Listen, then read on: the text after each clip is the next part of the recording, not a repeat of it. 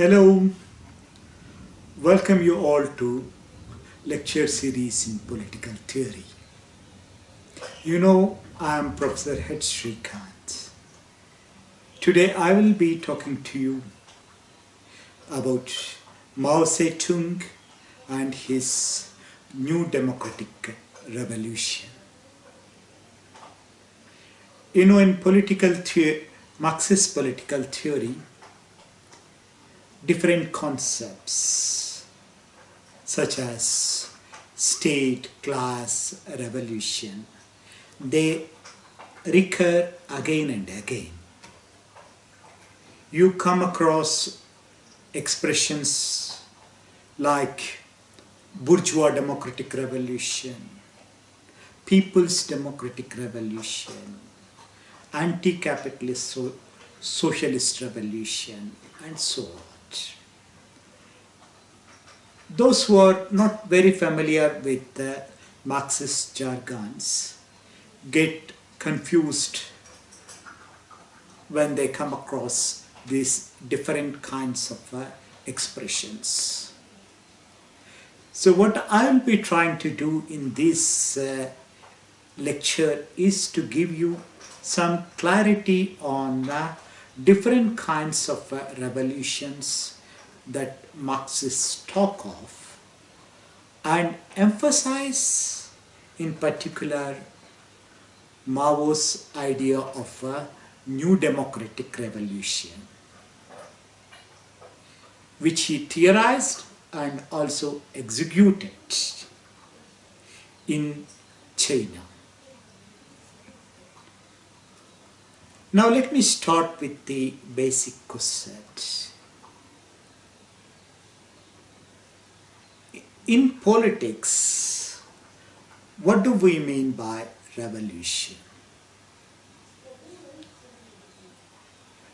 In common parlance, we use the term to denote some important changes in political sphere. For example, in India, when Indira Gandhi was defeated in 1977, the journalists flashed it as Janata Revolution or JP Revolution. Whenever an established political party or a political leader is defeated by another new party or a new leader who subsequently forms the government, then we tend to call it as a revolution. But Marxists look at it in a more broader sense. For them, change of governments do not make a revolution. For them, revolution denotes structural change in political, economic, and social spheres, both in structures and also in practices. And such a revolution in a class-divided societies starts with the capture of the state power. So, the Marxists do not consider coming to government power within the capitalist structure as a revolution. They consider it revolution only when one class replaces the other and attains state power. So, when it comes to revolution, for Marxists, the fundamental question is to understand who are the friends or the enemies of revolution. For them, the basic questions of revolution are as follows. Which class or classes are in power? Which class or classes are to be defeated? And which class or classes have to come to power? Which kind of state will replace the existing state? And what would be the objectives of the new state? These are fundamental questions of revolution to Marxists. So any class which leads revolution should therefore understand the nature and dynamics of the ruling class and the state. Based on that, they have to devise appropriate strategy and tactics, and then be able to mobilize all allied classes against the main enemy. This is a general understanding of the revolution. But as the classes holding state power differs from country to country and from one period to another period, there cannot be only one kind of revolution. So Marxists understand that there are different kinds of revolution. They talk of democratic revolution. When they say democratic revolution, they mean revolution directed against feudalism or imperialism or both. Generally, this democratic revolution, if it is led by the bourgeoisie with the purpose of establishing a liberal capitalist order, as in France or America, we call that as a bourgeois democratic revolution. But when that democratic revolution is led by the proletariat or the peasantry, that Lenin called it as a people's democratic revolution. When the Bolsheviks were fighting against Tsar, which culminated with the overthrowing of Tsar in February Revolution in 1917, that phase of revolution Lenin called it as People's Democratic Revolution. So that revolution takes place in an independent state, but against feudalism or imperialism. So also we have another expression, anti-capitalist socialist revolution. That socialist revolution is basically a revolution by the proletariat, led by the proletariat against the capitalist class which is in power. Lenin called the November Revolution, which was directed against the bourgeoisie which came to power after February Revolution, as socialist revolution. Here, the proletariat, in collaboration with the other classes, fight against the bourgeoisie which is in power and capture the power and establish the dictatorship of the proletariat. Now comes this question: what kind of revolution is necessary in colonies and semi-colonies where indigenous capitalist class, that is the national bourgeoisie, is weak and the state power is not in the hands of the national bourgeoisie but is in the hands of the landlords or the feudal lords, imperialists and the comprador bourgeoisie. Should the communists in such countries follow the Russian model of fighting against the bourgeoisie?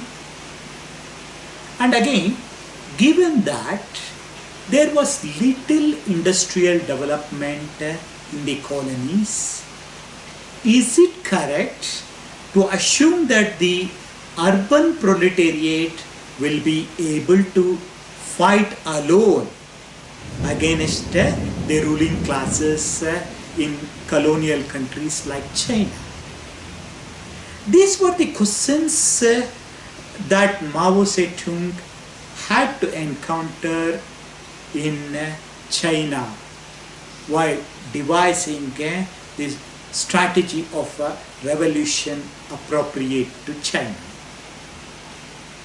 To understand this predicament of Mao and the Chinese Communist Party, we should know the political history of China during the first part of 20th century. You know, China then was a semi-feudal and semi-colonial country. There was a king at the top who depended heavily on the warlords who had their own private armies.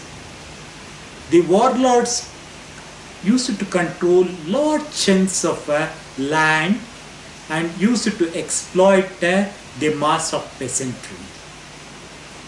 The sovereign powers of the king were restrained by different imperialist forces who had control over different parts of China. Under the shadow of colonialism, modern industries developed in certain cities that actually led to the birth of the modern proletariat. After the Soviet Revolution of 1917, the Communist Party of China came into existence in 1921, and the working class was no doubt getting radicalized under the influence of the Communist Party of China. But still their number is very small compared to other classes.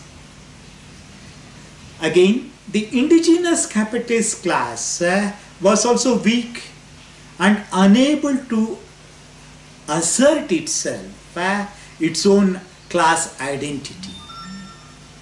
So the most traders and businessmen, they remained comprador. That means they behaved more like agents of imperialism, and they had no wish to fight for making China into an independent capitalist state. So they had no guts to take on feudalism or imperialism to establish a sovereign capitalist China. So it was during this period, that a period of this turmoil, that a revered nationalist leader named Sun-yat-sen, he took the lead in organizing the people to establish a democratic republic in China by organizing the people against the kings and the warlords.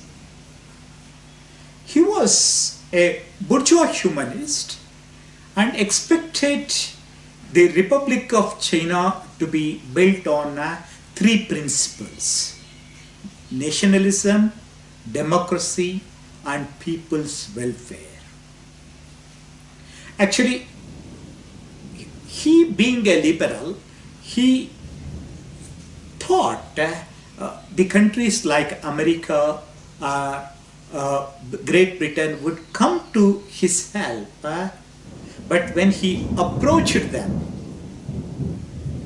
these two countries did nothing to help him out. Instead, they actually financed the warlords. Warlords who are very much against the idea of liberal democracy.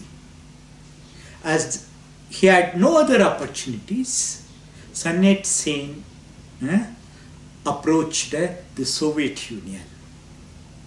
And Lenin, who was alive then, he wholeheartedly came out to help Sun Yat-sen and his party Kuomintang. Actually, this led to an alliance between the Kuomintang and the Communist Party of China, who together fought against feudal and imperialist forces. As long as Sun Yat-sen was alive, the Kuomintang nationalists and the communists worked together. But after the death of Sun Yat-sen in 1925, the Kuomintang fell in the hands of one Chiang Kai-shek, who turned out anti-communist and started massacring the workers and the communists. The top leaders of the Communist Party of China were then divided over whether they should continue to have alliance with the Kuomintang or opt for a class struggle in Russia, as in Russia, led by the proletariat. In contrast, Mao, who was then the second rung leader, he was not the president of Chinese Communist Party at the time. He was a second rung leader. He advocated the need for allying and relying on the peasants. So he came out with a concrete analysis of the class situation in China and advocated the idea of what we today know as New Democratic Revolution. In this essay titled Analysis of Chinese Classes in Chinese Society, that he wrote in 1926, Mao undertook a meticulous analysis of the class situation in China, and his essay concludes this way, where he says, "From the above, it can be seen that all those in league with imperialism, the warlords, the bureaucrats, the compradors, the big landlords, and the reactionary section of the intelligentsia dependent on them, are our enemies. the proletariat is the leading force in the revolution. All sections of the semi-proletariat and petty bourgeois are our closest friends. As to the vacillating middle class, its right wing may become our enemy and its left wing may become our friend. But we must be constantly on our guard towards the latter and not allow it to create confusion in our friends. Actually, this passage in a way provides an outline of Mao's new democratic revolution. He is clear that even in China, which was ruled by the landlords, comprador bourgeoisie and the imperialists, the revolution has to be led by the proletariat. But the semi-proletariat strata and the urban petty bourgeoisie and the middle and small peasants are to be treated as the closest friends of the revolution. That means we need to align with them. Coming to the middle class, meaning the national bourgeoisie, Mao saw the possibility of winning over the progressive section of the national bourgeoisie towards revolution. So the revolution that Mao proposed was very different from the socialist revolution that took place in Russia, which was directed primarily against the indigenous bourgeoisie which came to power after February Revolution. But in case of China, it was not, the revolution cannot be directed against the national bourgeoisie because the national bourgeoisie was not in power. So the revolution in China will be a democratic revolution. A democratic revolution directed against feudalism and imperialism. Here, the difference, it is different from the earlier democratic revolutions, means the bourgeois democratic revolutions led in France or America or in Britain. In the sense that this revolution is not led by the bourgeoisie, but it is led by the proletariat in alliance with the peasantry. So here it is not the old kind of democratic revolution, but it is a new kind of democratic revolutions appropriate to the colonial conditions. Hence, Mao called the path of revolution in China as new democratic revolution. Although Mao's analysis was correct, it took few more years for Mao to convince his own leadership about the efficacy of this strategy. You know, while the Chinese leaders, the then leaders, were fiddling with the idea of urban proletariat uprisings, Mao silently worked in the villages, organizing the peasantry in the province of Hunan. It was only afterwards when the attacks from the Kuomintang forces multiplied. It was at that critical juncture that Mao took over the leadership of a Communist Party of China. So his first duty at that point of time was to save the communist cadres from the attacks of the forces unleashed by Chiang Kai-shek. So he actually guided what came to be known in history as the Long March.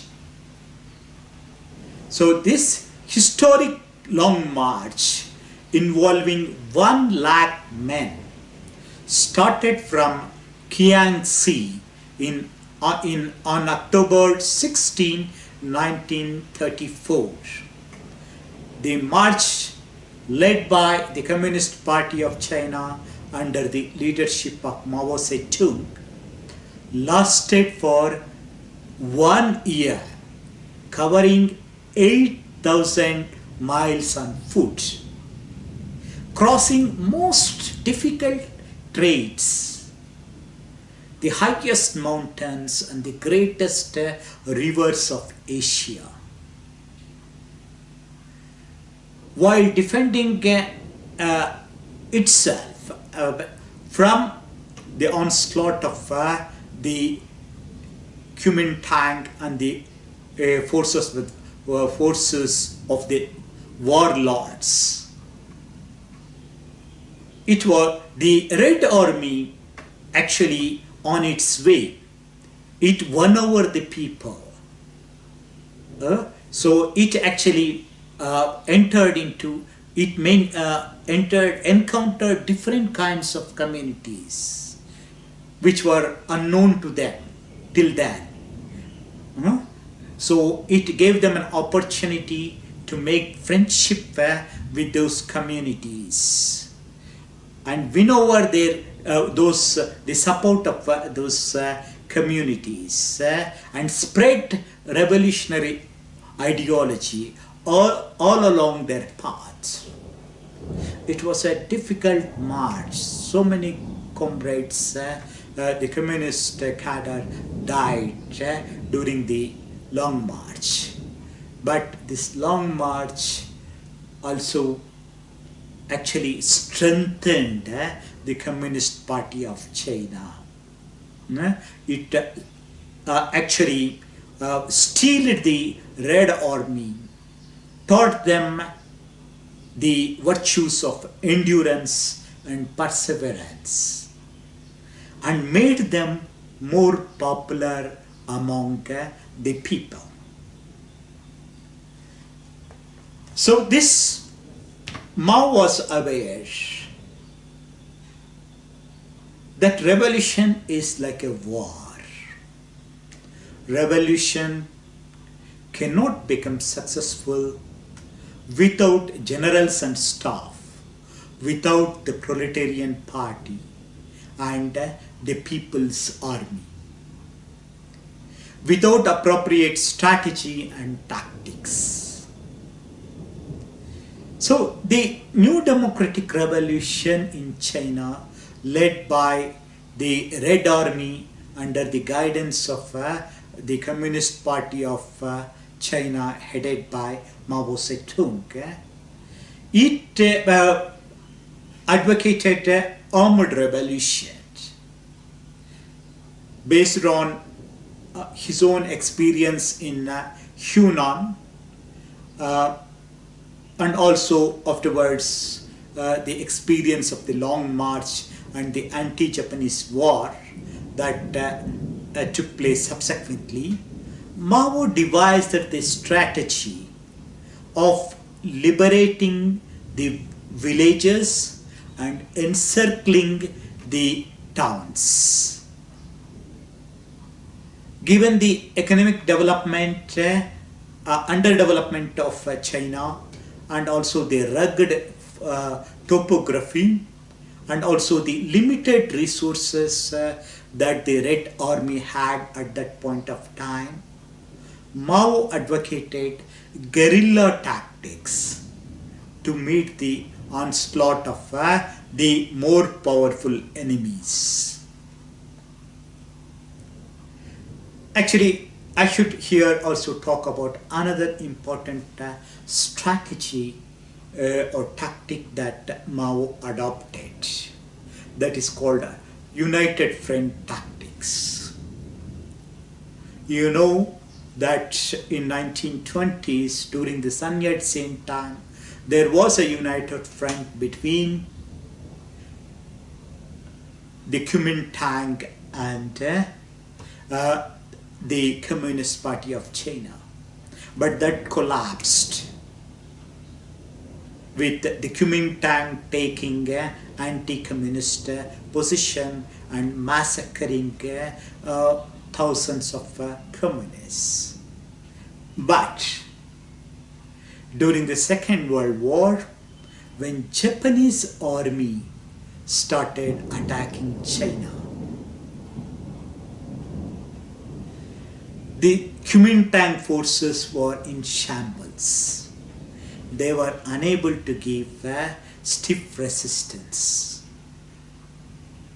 See, now so long Communist Party was fighting against Kuomintang, but now a bigger enemy emerged on the scene in the form of Japanese imperialism.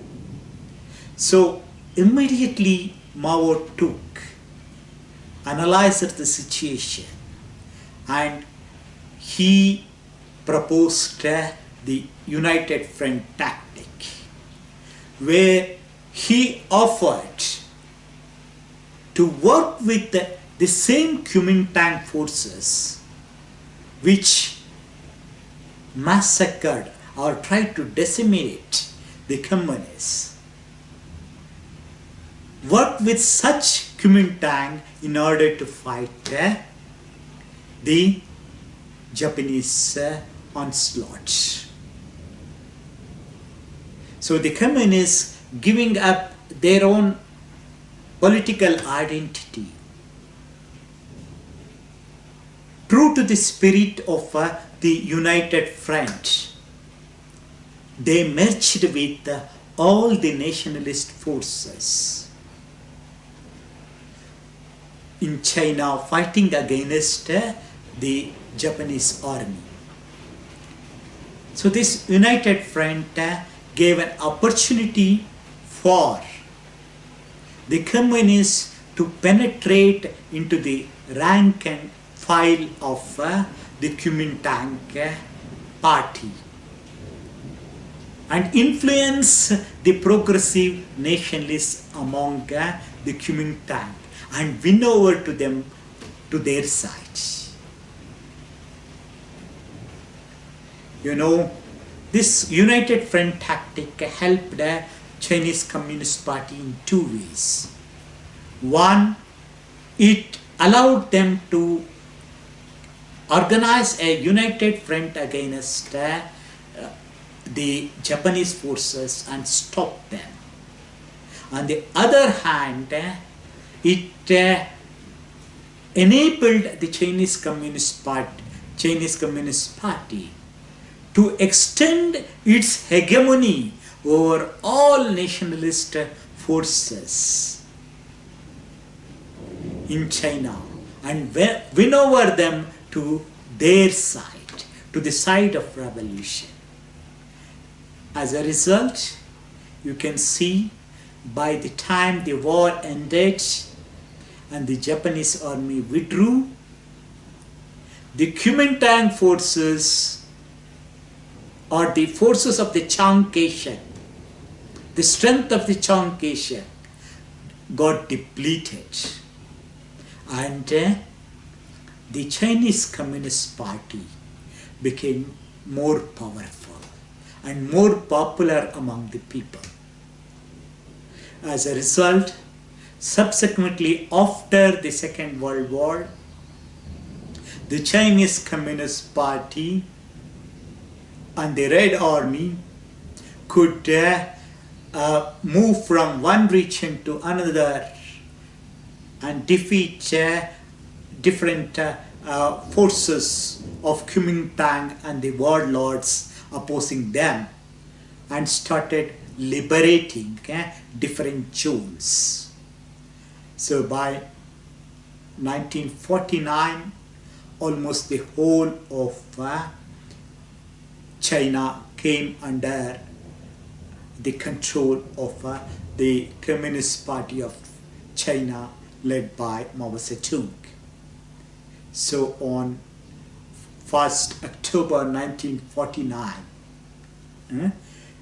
Mao declared the establishment of the People's Republic of China.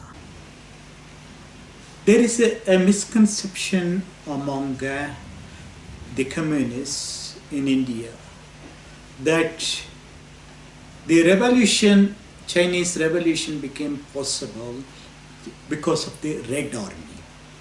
It is true that the leadership of Mao, or the role of the Communist Party, or the efforts made by whom we can say the Red Army, they are all important.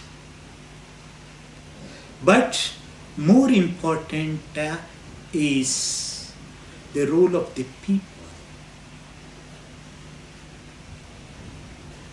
Many of them misquote or take Marx's quotation out of context. It is true. Mao said, the power flows through the barrel of the gun. That means violent revolution is essential to bring about a change, and you need to take up arms. Yes, in the context of China, where the ruling class under the leadership of the Chiang Kai-shek became oppressive, there was no other way for the communists in China but to fight back these Chiang Kai-shek forces by taking up arms. But that it will be wrong to presume that only because of the arms the Red Army won the revolution. No. Mao was clear from the very beginning that unless the people are on their side, supporting them and consciously involving in the revolutionary activities, it is not possible to win revolution. So actually he instructed the communist cadre to win over the people to their side before taking up any kind of action against the enemies. The communists should, through their dedication and hard work and commitment, they should win over the people to their side. And actually he saw to it that apart from fighting against the Kuomintang forces, the people are educated and organized to fight against different kinds of other forces which are enchaining them. So even in Hunan, he organized fights against the landlords, against the religious heads, against the, what you can say, the reactionary clan heads, and also against the patriarchal forces. So by organizing different kinds of movements involving the people, he roused their consciousness. So it is not just mere political consciousness. In the liberated villages, the communist cadres helped the farmers to cultivate the lands and produce more, so that they become economically self-reliant. And the communists were told not to exploit the peasants, not to steal anything from them, not to misbehave with them. So by acting as friends of the people and winning over different sections of the people, that Mao created the base which is essential for fighting against the Kuomintang forces initially, and afterwards the Japanese forces, and finally liberating the whole of China. So this aspect is something which we should keep in mind, that the revolution became possible because of the people's support and participation in the war led by the what you can say, the Communist Party of China. And this is what I can say about a new democratic revolution. But there are certain things which we should keep in mind when we look at Mao's contribution. Mao considered Marx, Engels, even Lenin and Stalin as his guides. But he did not blindly follow them. Mao always used to say that Marxism is not a dogma. It is a guide to action. Despite all his appreciation of the Russian Revolution, he understood that China is not Russia. The class situation, the stage of economic development in China is different from what it was in Russia before the revolution. So the same model of revolution, socialist revolution, is not possible in the Chinese context. That's why he devised a new path of revolution, which we call New Democratic Revolution. And he came out with innovative strategies and tactics, which were unknown in Russian Revolution, because Russia had a different kind of political context. So this is, that creativity is what makes Mao not only a revolutionary but also a great Marxist philosopher. It is unfortunate that some of the groups in India claiming to be Maoists do not understand the essence of Mao's contribution.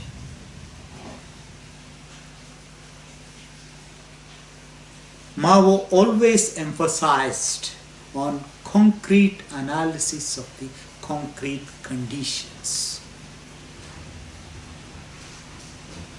So, but our or Indian groups claiming to be Maoists, they blindly follow Mao, which Mao didn't do. They still consider that India, even after 1947, continues to be a semi-colonial, semi-feudal state. And that the path that China adopted under Mao is applicable to India even after 1947. And some of them even went to the extent of calling Chairman Mao as their chairman, which I think Mao himself would not accept. But all this is a separate discussion, and maybe we can debate over that at some other point of time. Now, before I end my discussion, I will give you some kind of, some references which would help you to understand Mao's political theory in general and Mao's idea of new democratic revolution in particular. I should tell you that among all Marxist thinkers or the Marxist writers that I have read, Mao's works are the easiest to understand. Mao speaks in a very simple language that could be understood by anyone who has some ground in Marxist theory and one who knows English to some extent. I suggest you can, that's why I can say that you can directly approach Mao's works which are available to you. Especially I told you to study Mao's analysis of the class situation in China, which he wrote in 1926. There is one book called written by Anne Fremantle. It's titled as Mao Tse-Tung, an anthology of his writings. Of course, it gives a very interesting introduction contextualizing Mao's contribution to revolution, and also he places some of the important political and philosophical works of Marx in this anthology. So you can see whether you can get this book. And Edgar Snow, the journalist, his famous, very popular book called Red Star over China. It's a classic work that gives first-hand information about the Red Army's role during this Chinese Revolution. And it also has some interesting interviews with Mao Tse-Tung by this journalist. In coming to India, Professor Manoranjan Mohanty's book, The Political Philosophy of Mao Tse-Tung, it has a chapter on New Democratic Revolution, so one can have a look at it. The Socialist Unity Center of India brought out a small booklet on life and contributions of Mao Tse-Tung, which is very easy to understand, and if you can get hold of that, that also you can read.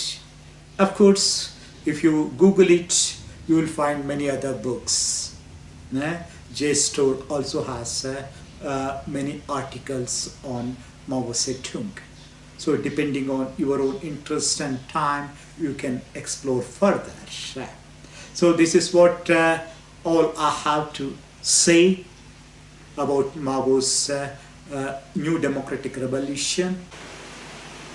If you like my lectures, I request you to subscribe to this channel and also ask like-minded friends interested in political theory to listen to my lectures and subscribe to this channel.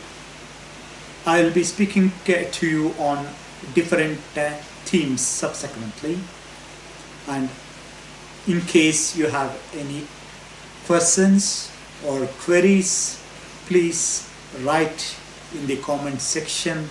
To the best of my ability, I will try to answer to your queries and comments. So thank you very much. We will meet again with a new topic within a short time. Thank you very much once again.